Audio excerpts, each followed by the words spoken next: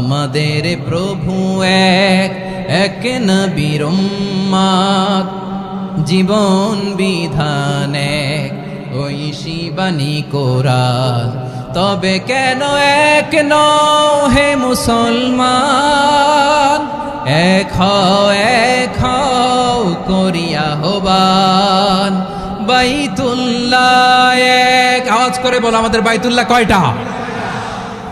বাইতুল্লাহ এক, মদিনা শরীফ এক, উহুদ পাহাড় এক, বদরের মাঠে একটা তো জীবন আর মরণ যে একটাই, একসাথে মিলে মিশে একটাই প্রাণ।